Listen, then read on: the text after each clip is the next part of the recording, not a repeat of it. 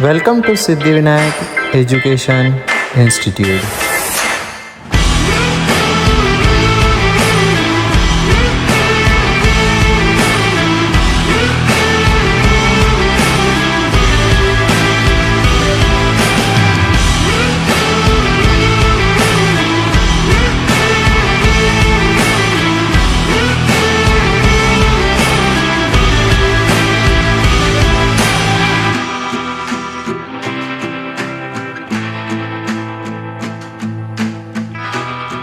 हे guys, good morning, नमस्कार, नमस्ते।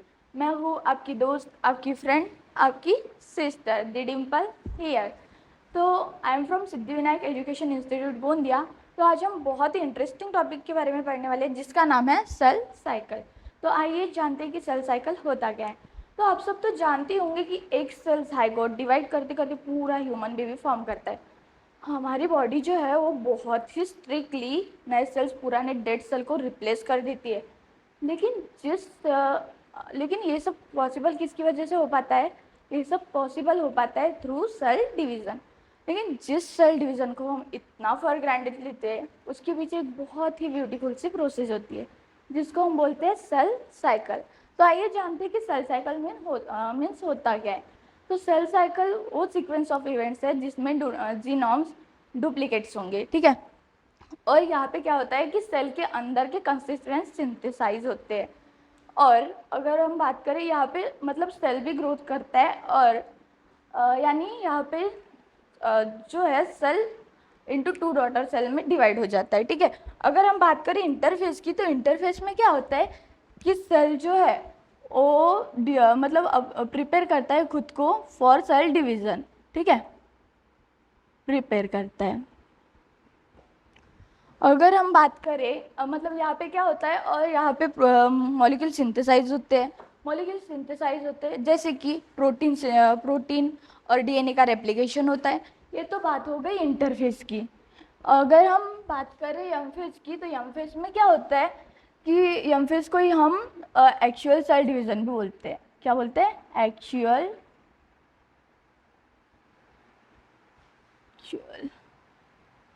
Cell division.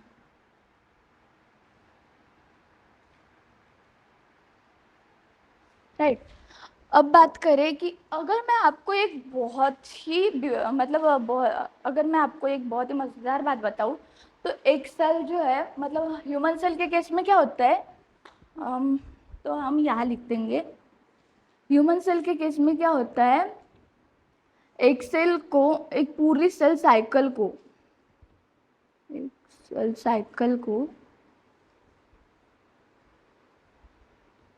एक पूरी सेल साइकिल को कंप्लीट होने में अबाउट 24 आवर्स का समय लगता है, ठीक है, 24 आवर्स का।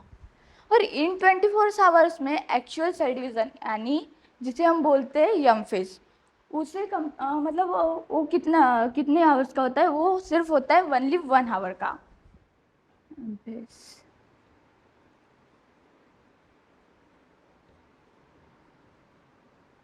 ठीक है।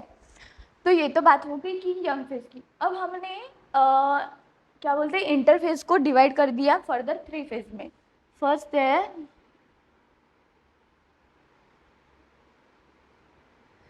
है G1 फेज।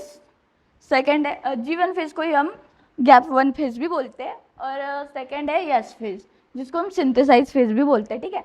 और अब मतलब लास्ट जो आती है उसको बोलते हैं हम G2 फेज जिसको हम गैप 2 फेज भी बोलते हैं। अगर बात करी जाए G1 फेज की, तो G1 फेज में क्या होता है कि सेल जो है वो मेटाबॉलिकली एक्टिव रहता है, ठीक है। और यहाँ पे सेल कंटिन्यूसली ग्रोथ भी होता है। अगर फिर ये तो बात हो गई कि G1 फेज की, ठीक है। अब बात करते हैं हम एस फेज की। एस फेज में क्या होता है कि डीएनए सिंथेसाइज होता है। डीएनए सिंथेसाइज और डीएनए का रेप्लिकेशन भी होता है, ठीक है। डीएनए सिंथेसाइज होता है और डीएनए का रेप्लिकेशन भी होता है।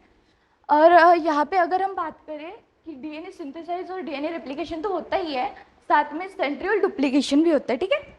और यहाँ पे क्या होता है कि हिस्टोन प्रोटीन भी बनता है। हिस्टोन प्रोटीन वो प्रोटीन होता है जिसके अराउंड डीएनए लिपटा रहता है, ठीक है। अब बात करते हैं G2 फेज की। G2 फेज में क्या होता है, प्रोटीन सिंथेसाइज होता है थ्रू ट्रांसलेशन। प्रोटीन का सिंथेसाइज होता है थ्रू ट्रांसलेशन। और यहाँ पे भी सेल जो है और ज़्यादा ग्रो करता है, और मतलब जो सेल है वो माइटोसिस में जाने के लिए खुद को प्रिपेयर भी करता रहता है। अब ये तो बात हो गई G2 फेज की, लेकिन आपने और एक फेज तो सुनी ही होंगी जिसको हम G0 फेज भी बोलते हैं ना। G0 फेज वो क्या रहता है, इनएक्टिव स्टेज में। क्या? हाँ, तो इसको ही हम मतलब ये जो है G0 फेज वो इनएक्टिव स्टेज में भी रहती है। अब ये तो बात हो गई कि मतलब G0 फेज की भी। अगर हम बात करें जो बायोलॉजी एक ऐसा सब्जेक्ट है मतलब जिसमें मल्टीप्लाई करना या फिर डिवीजन करना दोनों एक ही बात है, बस फर्क पड़ता है तो नंबर बढ़ने से, ठीक है। अगर हम बात करें कि ये तो बात हो गई सभी फेजेस की। अब हम बात करते हैं यम फेज। यम फेज में ही क्या होता है कि यम फेज में दो दो डिवीज़न होते हैं, एक कैरियोकाइनेसिस जिसको ही हम जिसको डिवीज़न ऑफ न्यूक्लियस भी कहते हैं, ठीक है। और यहाँ पे बात हो गई साइटोकाइनेसिस की जिसको हम डिवीज़न ऑफ साइटोप्लाज्म भी कहते हैं। अब ये तो बात हो गई सभी फेजेस की। तो आई होप कि आपको मेरा वीडियो पसंद आया होगा, तो फिर सब्सक्राइब करें, लाइक करें